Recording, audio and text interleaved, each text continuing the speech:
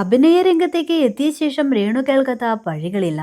എന്നിരുന്നാലും എല്ലാ വിമർശനങ്ങളെയും കാറ്റിൽ പറത്തി വിജയകരമായി മുന്നോട്ടു പോകുകയാണ് രേണു. കയ്യിൽ അത്യാവശ്യം കാശും പ്രശസ്തിയും പുതിയ നിരവധി വർക്കുകളും എല്ലാം ഉണ്ട്. പരിഹസിച്ചവരെ കൊണ്ട് തന്നെ നീയാണ് പെണ്ണെന്ന് പറയിപ്പിക്കുന്ന രേണുവിനെയാണ് ബിഗ് ബോസിന് ശേഷം പ്രേക്ഷകർ കാണുന്നത്. താൻ അധ്വാനിച്ച് സമ്പാദിച്ച പണത്തിൽ നിന്നും ഒരു തുക മാറ്റിവെച്ച് പുതിയൊരു കാർ താരം സ്വന്തമാക്കിയിരിക്കുകയാണ് ഇപ്പോൾ. നീല നിറത്തിലുള്ള സ്വിഫ്റ്റ് ആണ് രേണു വാങ്ങിയത്. മക്കളായ കിച്ചുവിനും മൃദുലിനും കുടുംബാംഗങ്ങൾക്കും സുഹൃത്തുക്കൾക്കുമൊപ്പമാണ് രേണു കാർ ഡെലിവറിക്കായി എത്തിയത്. താക്കോൽ വാങ്ങി ആദ്യം കൊടുത്തത് മൂത്ത മകൻ കിച്ചുവിന്റെ കയ്യിലാണ്. ശേഷം നേരെ പുതുപ്പള്ളി പള്ളിയിൽ പോയി കാർ വഞ്ചരിച്ചു. സ്വിഫ്റ്റ് കാർ വാങ്ങി ഋതപ്പന് ഇഷ്ടമുള്ളത് കൊണ്ടാണ് സ്വിഫ്റ്റ് തന്നെ വാങ്ങിയത്. കാർ എടുക്കാൻ സാധിച്ചതിൽ ഭയങ്കര സന്തോഷം. സുധിച്ചേട്ടനെ മിസ് ചെയ്യുന്നുണ്ട്. അദ്ദേഹമായിരുന്നു മുൻ സീറ്റിൽ ഇരിക്കേണ്ടിയിരുന്നത്. രേണു സന്തോഷം പങ്കുവെച്ച് പറഞ്ഞു തുടങ്ങി. വണ്ടിക്ക് സുധിച്ചേട്ടന്റെ പേരിടുമോ എന്ന് ചോദിച്ചപ്പോൾ വണ്ടിക്ക് ഒരു പേരുണ്ടല്ലോ, സ്വിഫ്റ്റ് എന്ന്. പിന്നെ എന്തിനാണ് പുതിയൊരു പേരെന്നായിരുന്നു മറുപടി. സുധിച്ചേട്ടന് ഒരു ആൾട്ടോ കാർ ഉണ്ടായിരുന്നു. അത് വാങ്ങിയപ്പോഴും പുത്തൻപള്ളിയിൽ വന്നാണ് വെഞ്ചരിച്ചത്. അതിപ്പോഴും വർക്ക്ഷോപ്പിലാണ്, പോയോ എന്നും അറിയില്ല.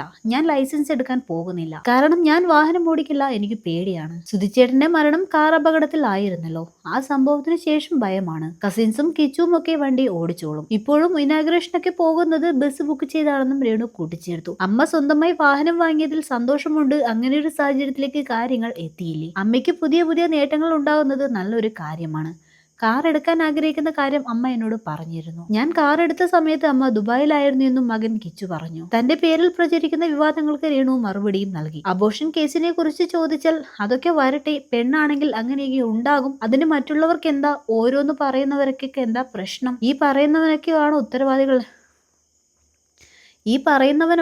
ഉത്തരവാദികൾ? അല്ലല്ലോ. അവരോടൊക്കെ പോകാൻ പറ. രേണുസുതിക്ക് ഇത്തരം കാര്യങ്ങളൊക്കെ അത്രയേ ഉള്ളൂ. അങ്ങനെയാണേലും അല്ലേലും ഇവനൊക്കെ എന്താ?